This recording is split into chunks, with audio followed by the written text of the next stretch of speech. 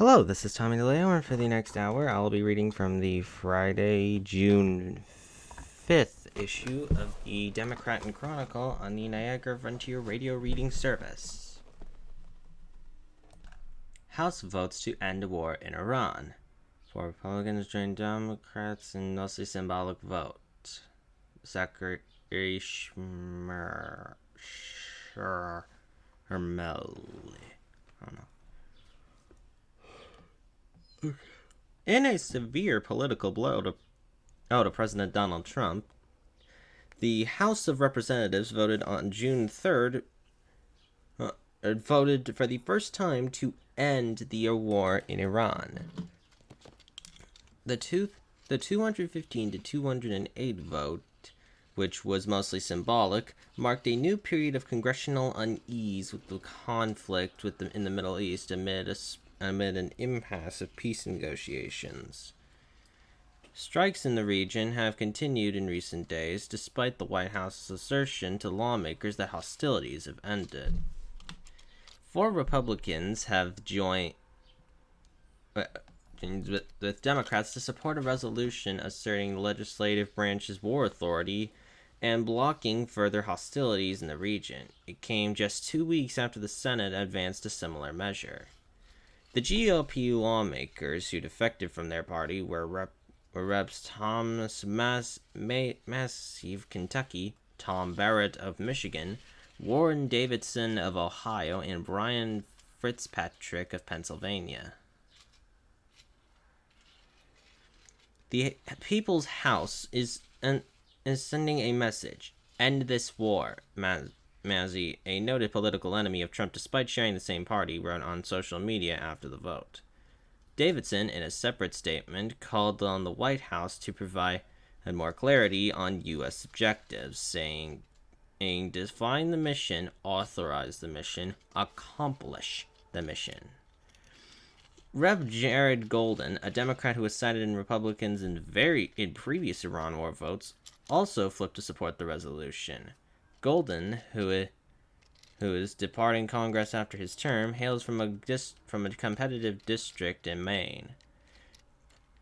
Democrats celebrated the political victory, though it didn't have many immediate implications.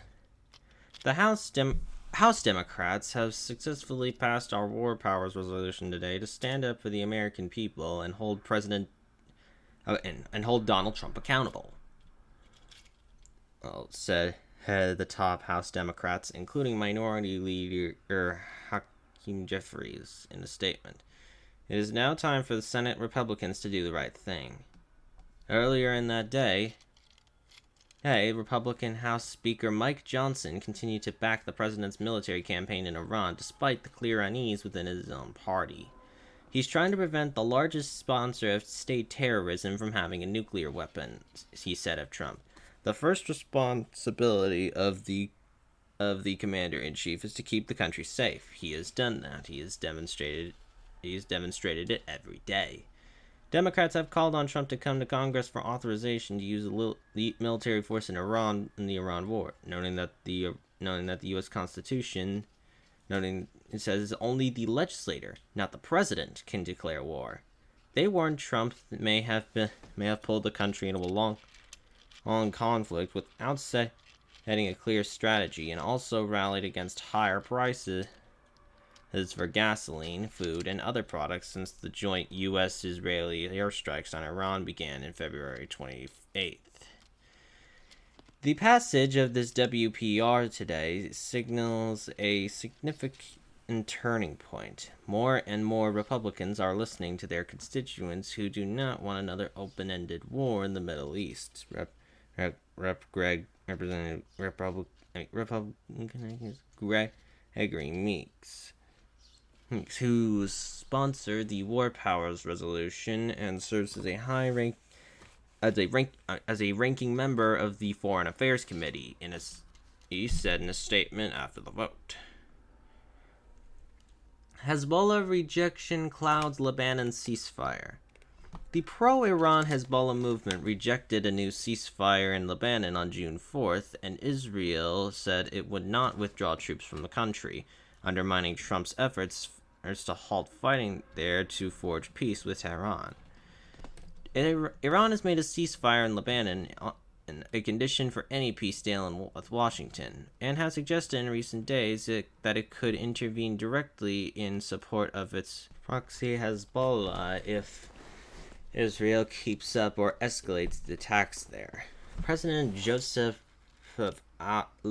Lebanese President Joseph Aoun said the ceasefire would come into force within 24 hours of all concerned parties approving it.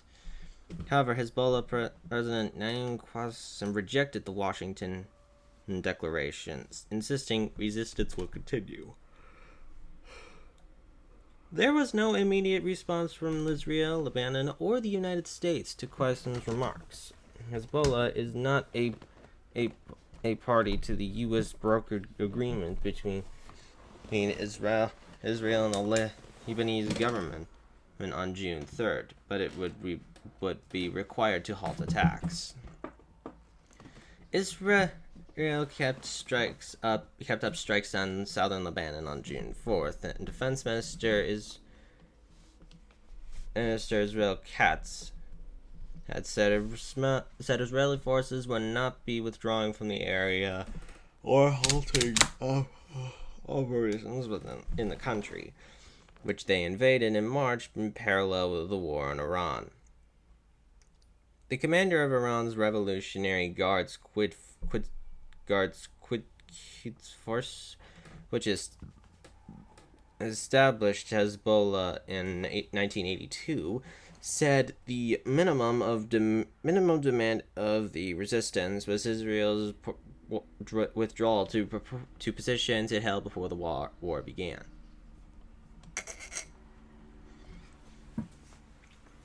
Hostilities between Hezbollah and Israel reignited on March 2nd, when the group opened fire in support of Tehran as it came under U.S.-Israeli attack. The war has continued despite several ceasefires declared from Washington since April. The attempt to reach a ceasefire in Lebanon comes after a flare-up in violence across the region that put Trump's new efforts to end the war in new jeopardy. Iranian and U.S. forces traded attacks in the Persian Gulf on June 3rd in one of the most intense bouts of fighting since a separate ceasefire halted the large-scale U.S.-Israeli bombing of Iran in early April. Iranian forces struck Kuwait, damaging its airport and injuring dozens of people, authorities said, while the U.S. military carried out strikes in the Strait of Hormuz. The strait, though, which a fifth of the global oil and liquefied natural gas supplies normally flow, remains largely closed more than 3 months after the U.S. and Israeli attacks launched their strikes on Iran. Trump, under pressure at home to end the war and bring down fuel prices, has suggested there could be progress in negotiations with Iran soon. If it happens, it could happen over the weekend, Trump told reporters in White House's Oval Office on June 3rd, without elaborating on what he expected to happen within that time frame. Trump said that parties were working to separate the issue of reopening the Strait of Hormuz from the conflict in Lebanon. Iranian media reported the Revolutionary Guards also attacked the headquarters of the U.S. Fifth Fleet in a Bahrain and U.S. airbase. U.S. Central Command denied its bases had been hit and said Iranian ballistic missiles failed to strike their targets in the region. CENTCOM said it had carried out a new round of defensive strikes in southern Iran, targeted missile launch sites and Iranian boats seeking to lay mines, and conducted strikes on Qeshm Island near the strait after attempted Iranian attacks. Last week, Iran and the United States signaled progress towards a tentative initial agreement to halt the war and reopen the strait. but the two sides have yet to sign off on the deal, which would leave more complex negotiations for later. In addition to Tehran conditioning a deal on an end to fighting in Lebanon, it also wants access to billions of dollars in oil revenue, waivers on sanctions and crude exports, a lifting of U.S. blockade on its ports, and leverage over the strait. Trump has said his top priority is to stop Iran from acquiring nuclear weapons. Iran says that its atomic program is for peaceful purposes. High-rise window washers rescued. Victoria Frelly. A dramatic rescue unfolded in downtown Rochester on Tuesday evening after 3 window washers became stranded on the side of a high-rise building. The incident occurred on top of the Metropolitan at 1 S Clinton Avenue on Tuesday, June 2nd. Emergency responders were called to the scene shortly before 7 p.m. after 3 window washing workers became stranded outside of the building, according to Howard of the Rochester Fire Department. Workers were trapped on a suspended scaffolding platform about 22 stories above the ground, although they were safely secured to the platform and were not injured. They were unable to re-enter the building because of a power failure that disabled the rig, Vegas said.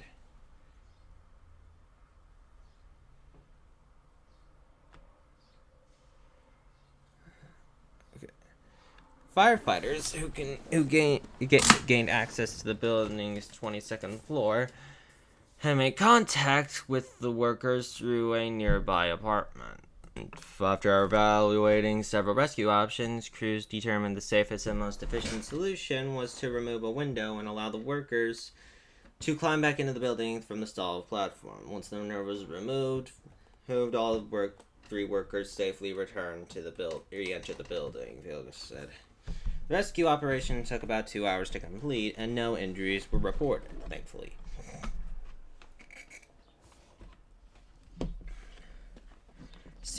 Cause under investigation.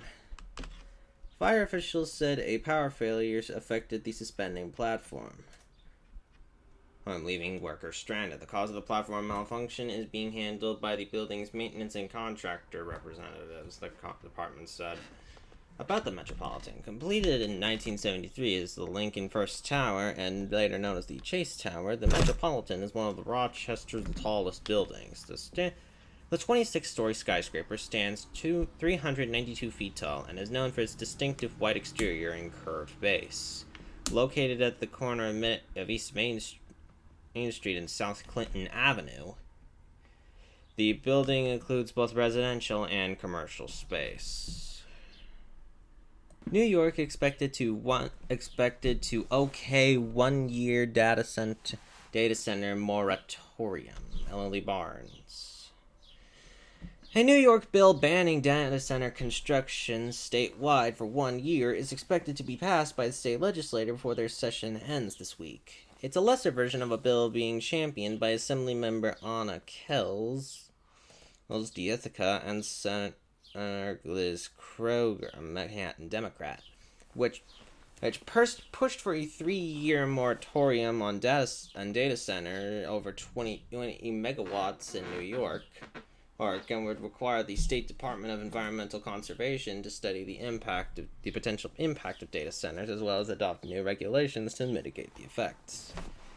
Assembly Majority Speaker Carl Hastie told reporters on Tuesday, June 2nd, that the Assembly is expected to pass the new 1-year ban legislation this week.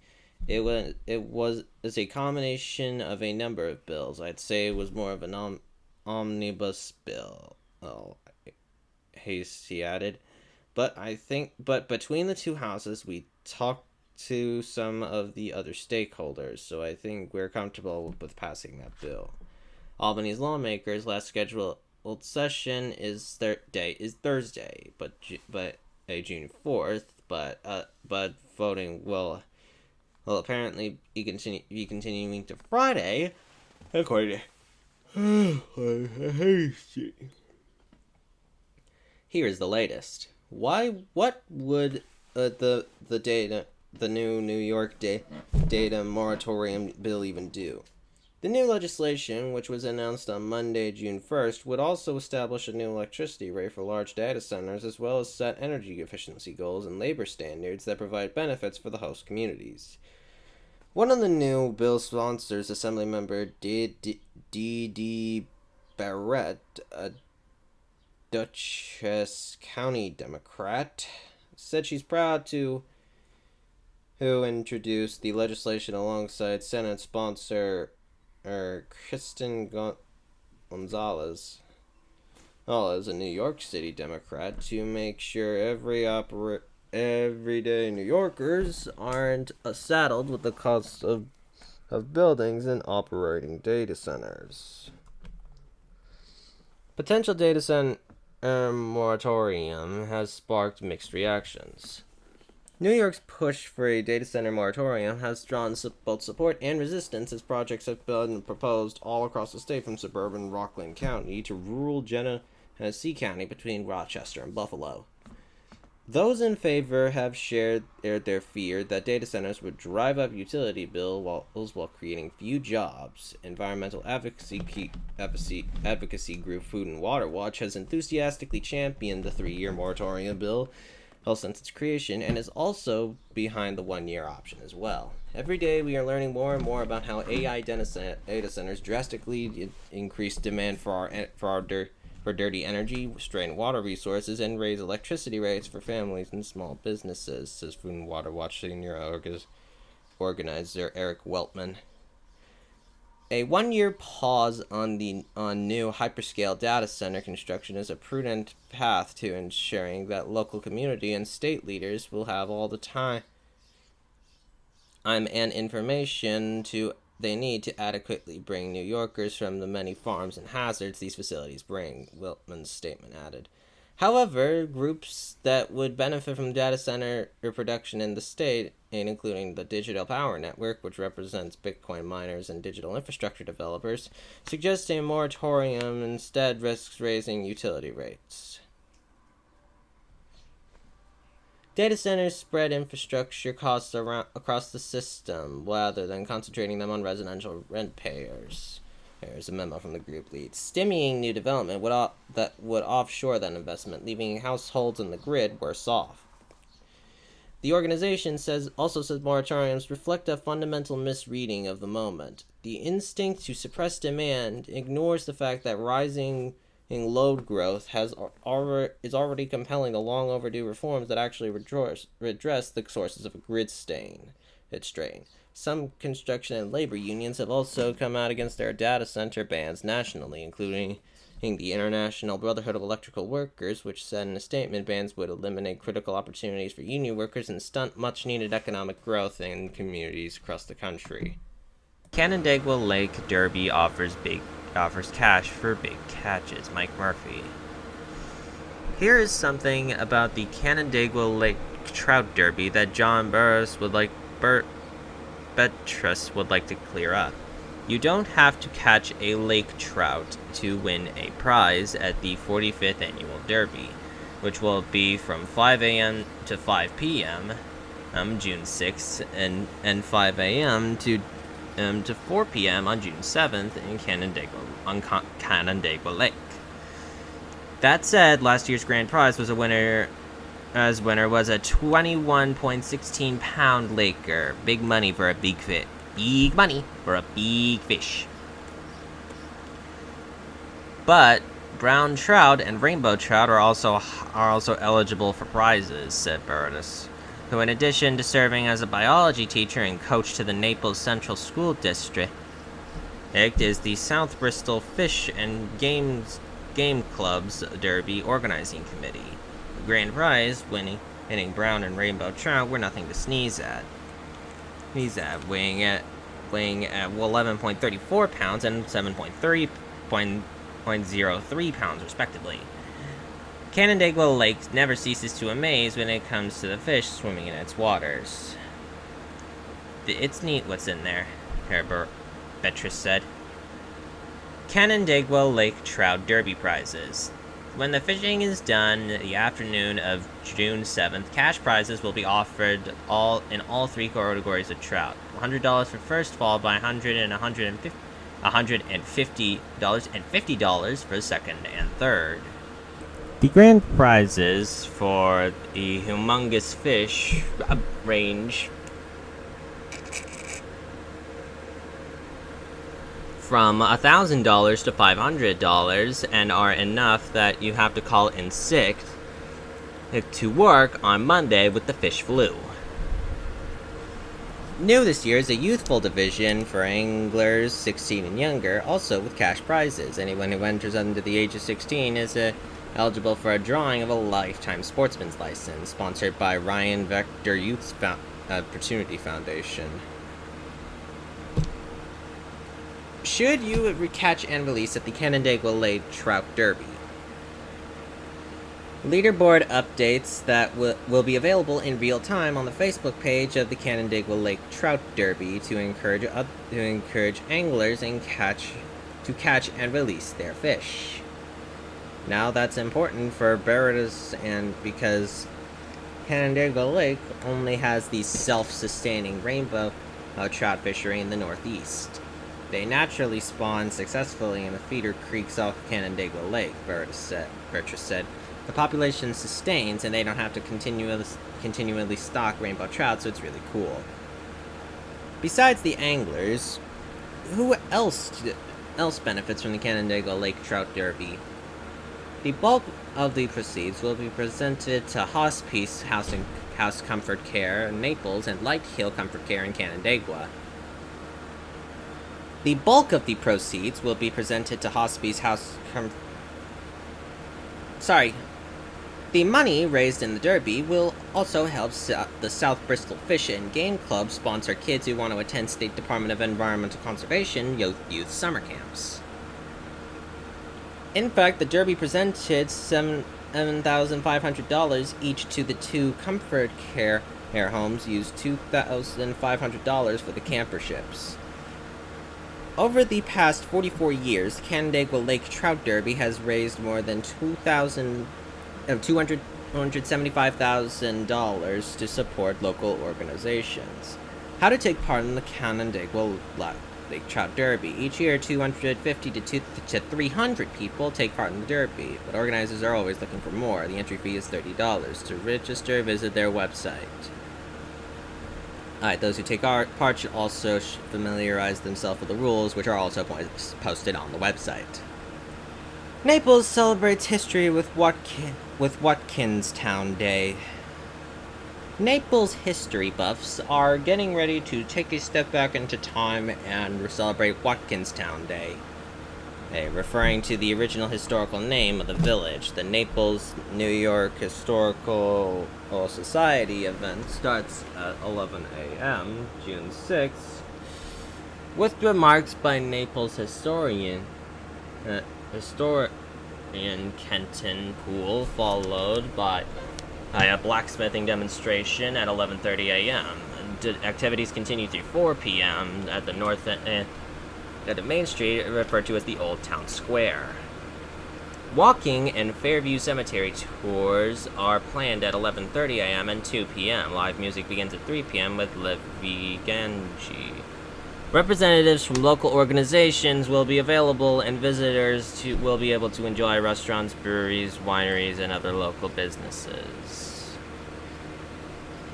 Missing Rochester woman found dead. Victoria Frelly. The body of a 29-year-old Rochester woman was found buried in Yates County, according to Rochester police. Her death marks Rochester's third homicide of 2026, according to the Rochester Police Department's open data portal. Rochester woman reported missing on May 7th. Relative of Majesty Montgomery reported the 29-year-old Rochester resident missing.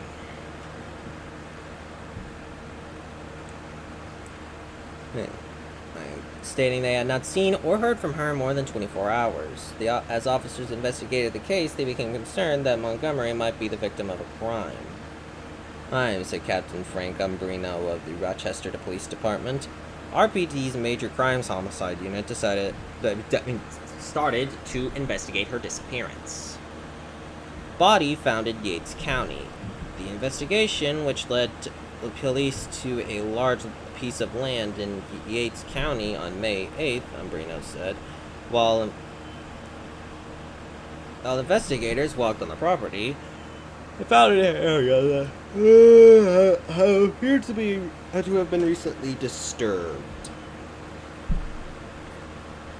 Umbrino said. Authorities excavated the area and found Montgomery's body several feet underground. Homicide occurred in Rochester. Monroe County Medical Examiner's Office ruled the manner of death a homicide, Umbrino said. Police did not release the cause of death, but said it appeared she was killed within Rochester city limits at 33211 Boston Street, and her remains were moved and buried on the Yates County property.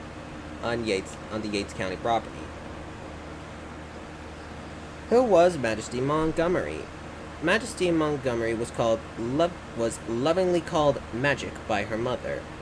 Her oldest child, first heartbeat, and first headache, but above all, her perfect baby. From the very beginning, Majesty brought love, joy, and unforgettable energy to everyone blessed to know her, her obituary read. She was a creative, artistic soul, with confidence, fearless, stylish, and strong-minded, her obituary said. Though small in stature, she stood tall and never backed down.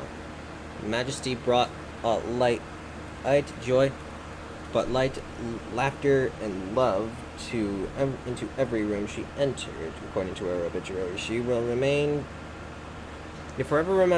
forever be remembered for her vibrant personality, caring heart, and the joy she brought into the lives of others. But no charges have been filed in connection with the homicide, for further details were not released.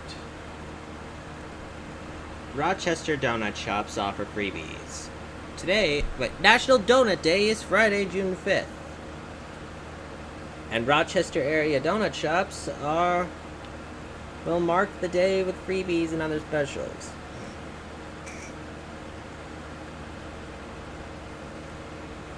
The holiday dates back to World War I, when the Salvation Army sent women bearing coffee and baked goods to areas near the front lines in France to boost the morale of troops.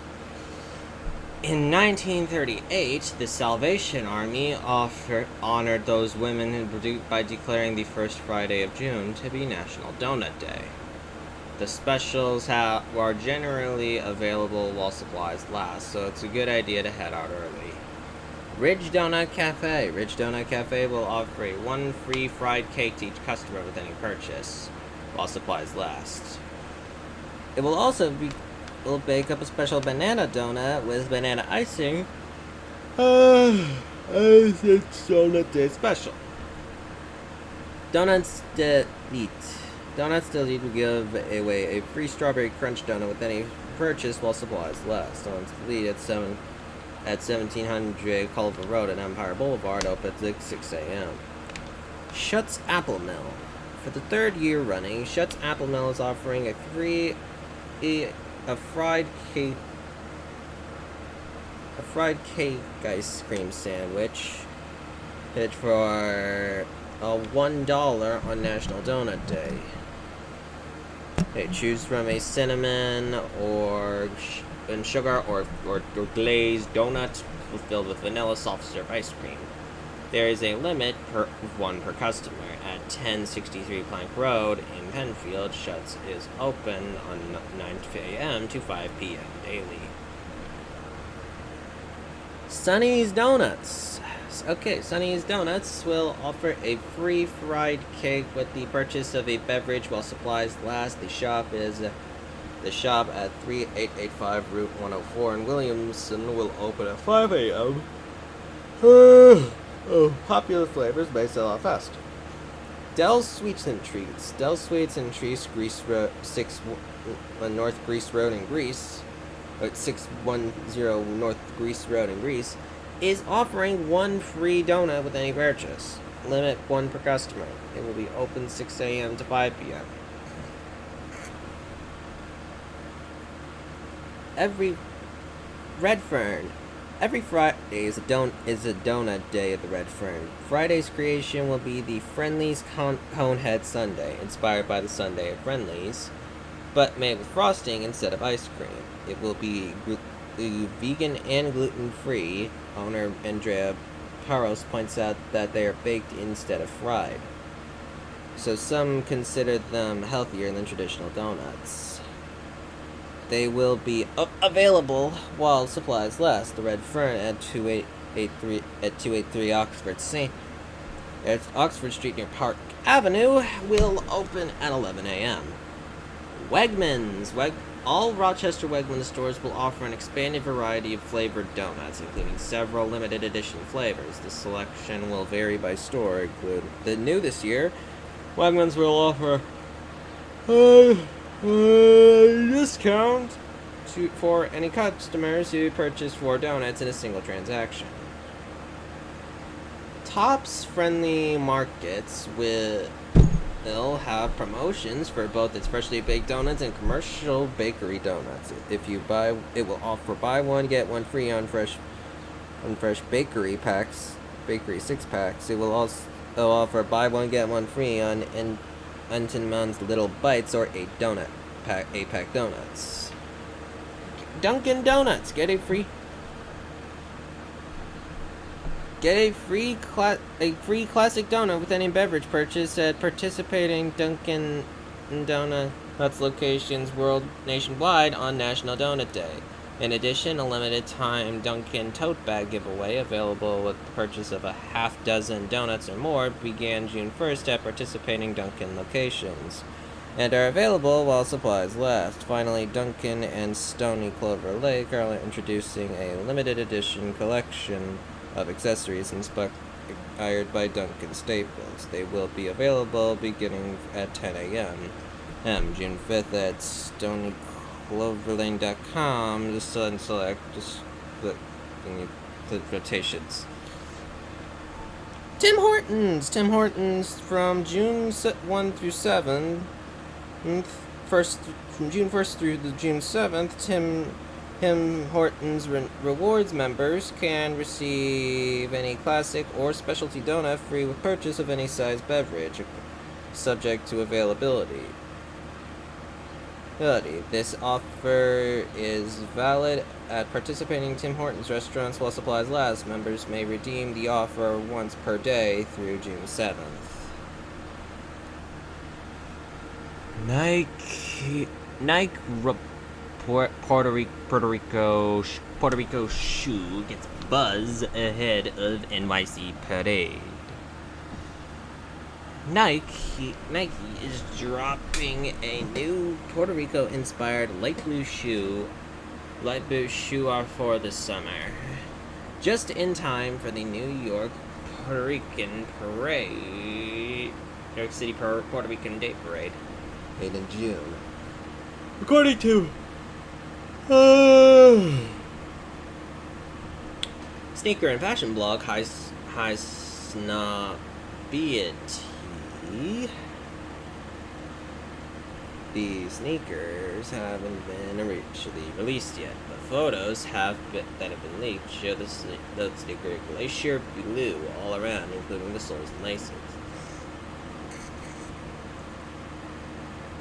Pops of the red and white accent in the shoe were put in homage to the Puerto Rican flag, with the initials PR in red and white, with star graphic wrapped the shock's columns, and each pair of shoes is expected to come with a mask charm, a symbol of Puerto Rican folklore.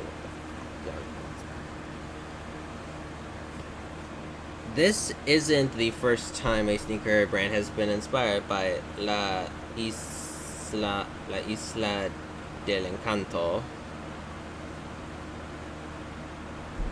Well, in 2025, Puerto Rican superstar Bad Bunny launched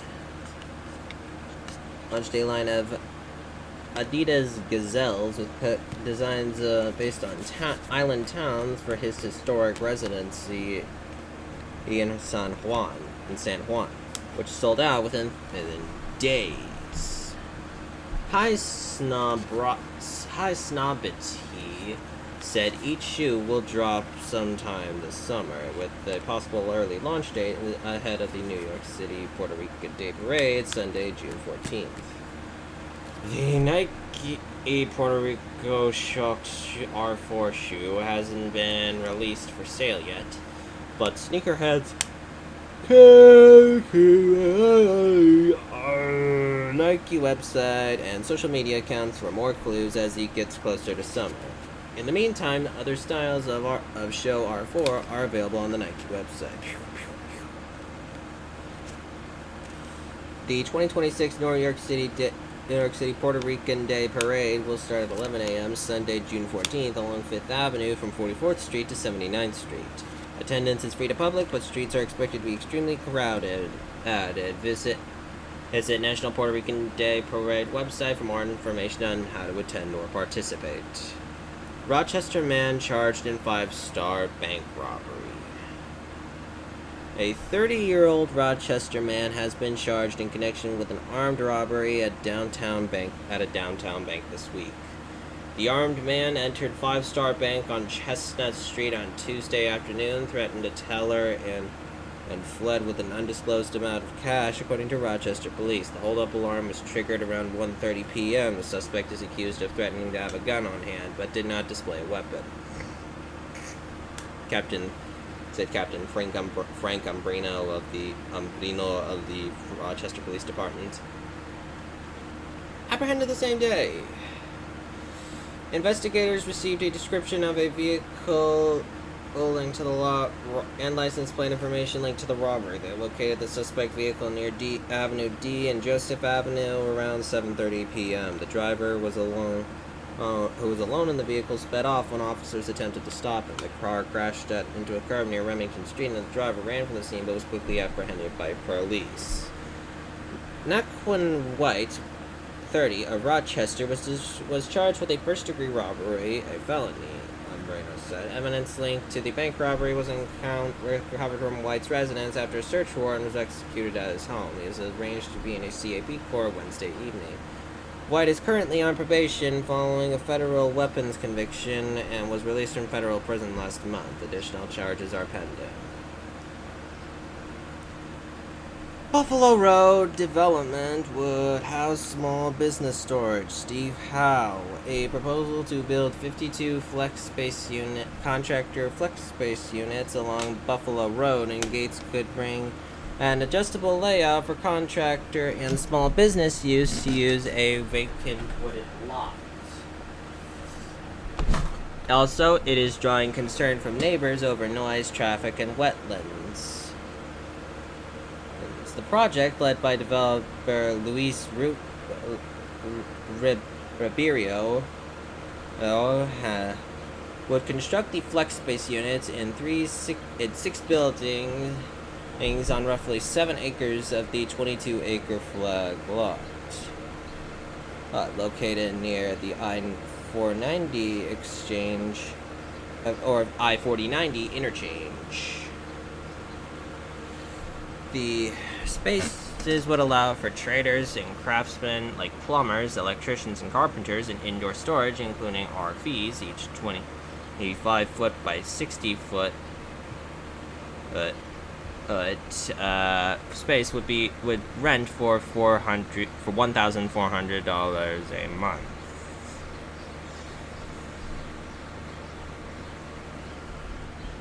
Ribeiro said.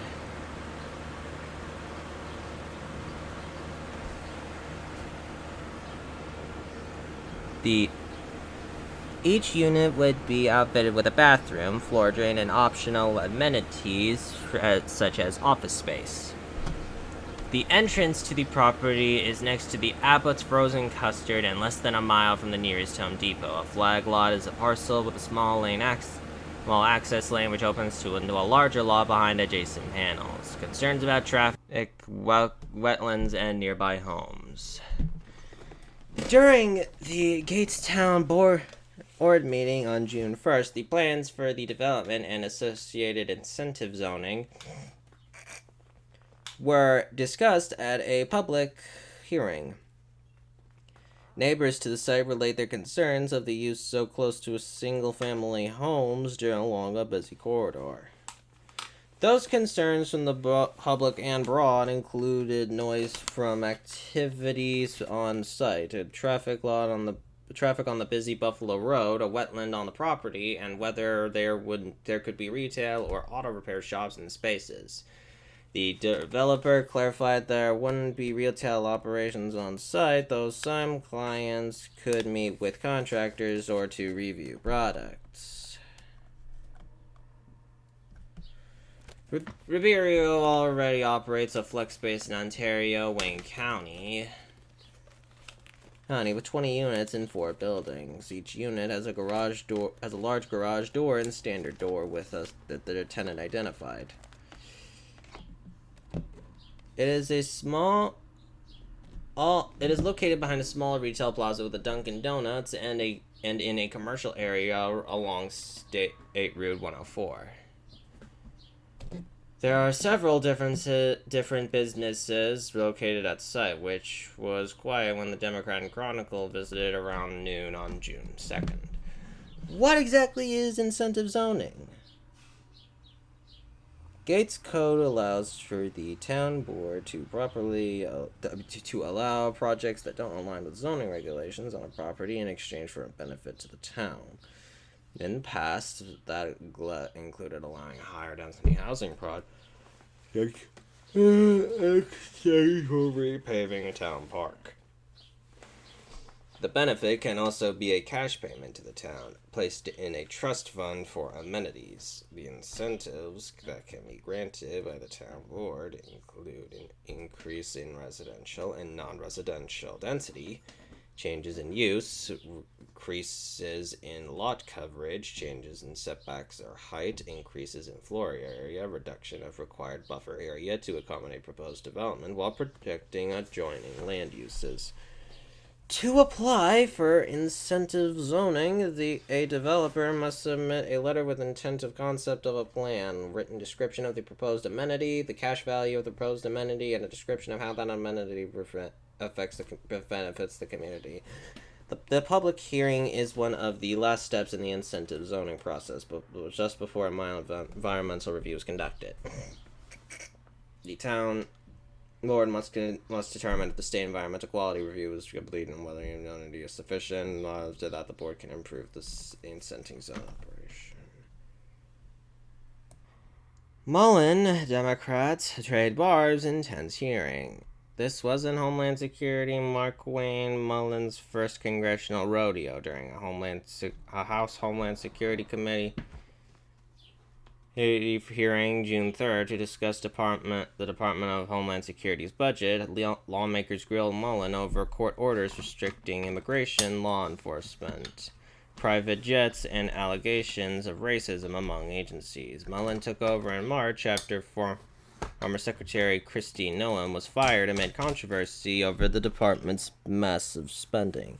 The 48-year-old former Republican senator from Oklahoma and former mixed martial arts fighter is known for fiery exchanges with congressional committees, once challenging a Teamsters leader to fight during a 2023 hearing.